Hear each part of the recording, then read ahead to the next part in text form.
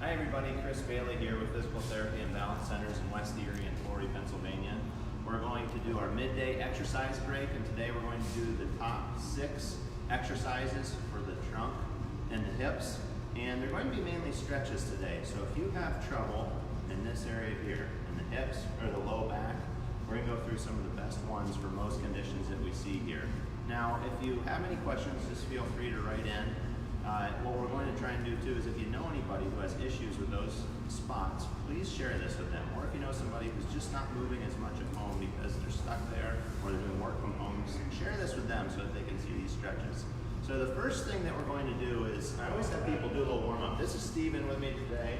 So why don't we start with just a light, just a walking in place. I'll have them just do a minute or two. I'll do this for both strengthening routines and for stretching routines. So we just need to get that blood flowing a little bit. Warmer structures tend to stretch a lot better than structures that are cold. So we just want to get the blood flow pumping to get everything loosened up a little bit. So if that's too easy for you, for the low back, you can always do down towards touching your toes, reaching up towards the ceiling. I'll have people do trunk twists sometimes just to warm up their trunk a little bit. They'll reach to the one direction and then to the other, back and forth for about 5 or 10 times. And all you want to do is get to the point where your body gets warmed up. You don't necessarily have to break a sweat with any of these. You can, that's okay if you want to do them for a little bit longer.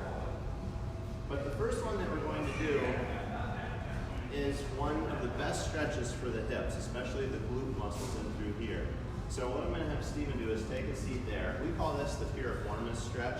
Basically, it's a stretch for some of the muscles that attach from your pelvis out to your outer leg to keep that area tight.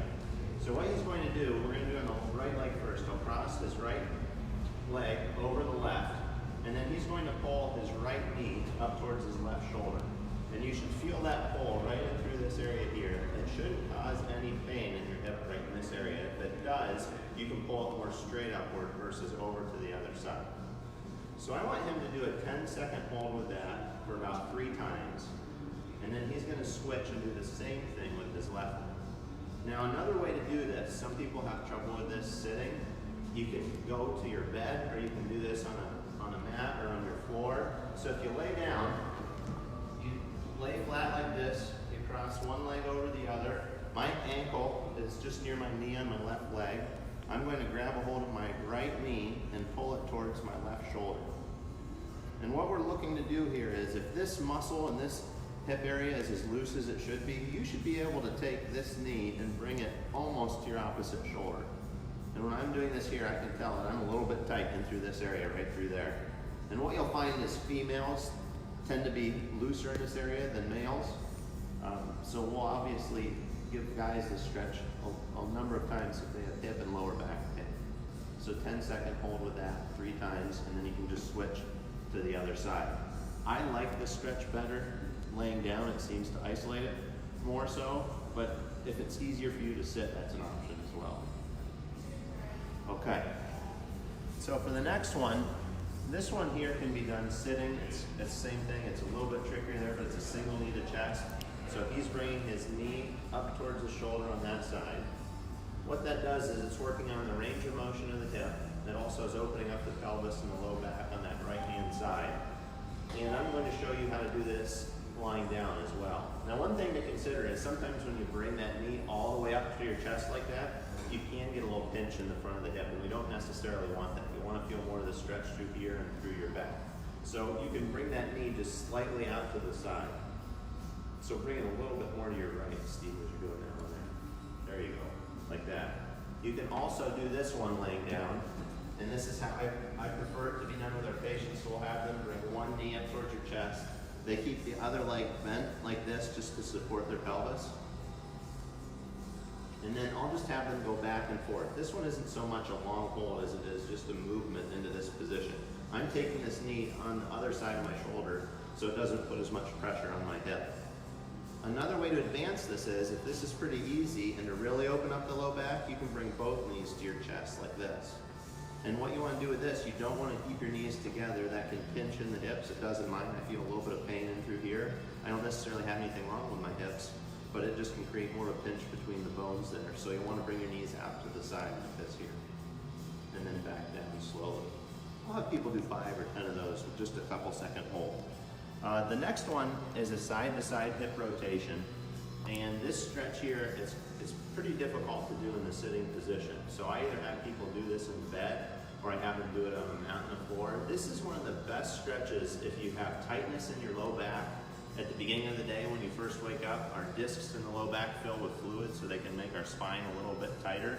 So I'll have people almost always lay down for this, or they do this before they get up from bed in the morning. So you lay like this with your legs bent up in this position here. All you do is you keep your shoulders flat on your bed or on the floor, and you let your hips go to one side as far as you can.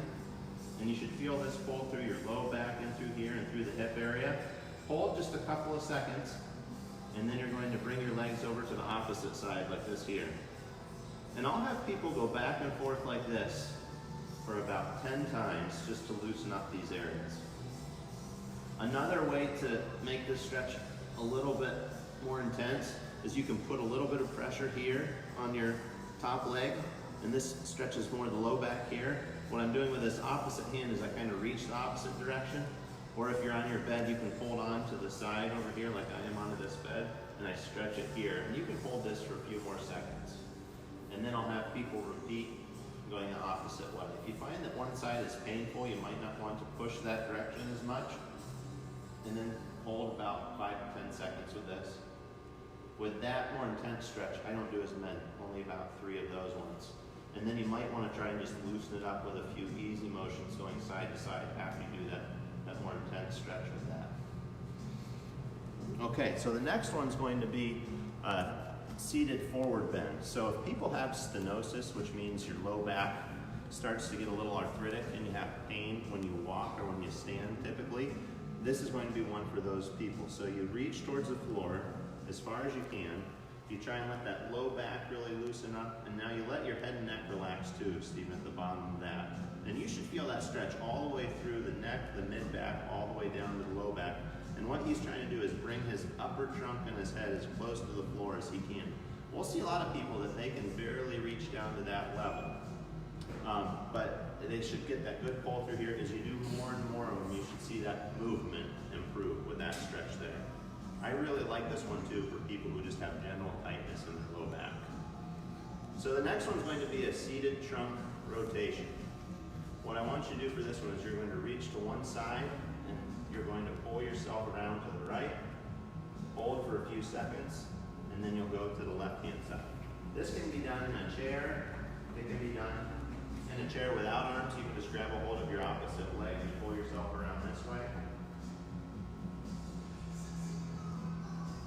And the last one is going to be a standing extension. So we've done a lot of exercises bending forward. Now we want to counteract that with some exercises bending backward. So go ahead and stand up, Stephen. You can go over to the countertop here. And he's going to do some on there where he's bending backwards. I'm going to have him do 10 of these in a row. And what he's trying to do is get a nice extension, we call it, of the low back. This is good if you have disc problems of the low back. It's also good to just counteract the effects of all this forward sitting and the forward movement that we do. So as he's doing that one there, keep going with those. I'm going to show you an alternative, and it's just called, we call it a press up. There's some other names for it in yoga, but basically what you're trying to do is a similar movement with your spine, except you're pressing up like this. I'm letting all the muscles from my low back on down go loose. I'm doing all of this work with my arms. A lot of times people might get kind of stiff halfway up. You'll just push into that slightly if it's just more of a stiffness than a pain in your low back. And then you'll come back down slowly. And I'll have people repeat this 10 times, trying to go a little bit further up each time. And what you're looking for is, you should be able to fully straighten your elbows in this position before you get a little stretch in the low back. If this hurts your wrists, you can put them into a position like this and do a push-up like this. Some people will use weights, light weights, where their knuckles aren't on the mat or on the floor, and they'll do it with that just to protect their wrists and hands a little bit more. So try 10 of those. So those are my top 6 movements and exercises for hip and back pain. If you have any questions, please get a hold of us. If you want to look at this further, we're going to have it on our YouTube channel.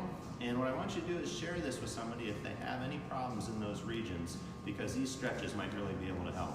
Please check in tomorrow. We're going to do a little bit more work with the upper body and go through some stretches for that area. On Monday, sorry, not tomorrow, that's Saturday.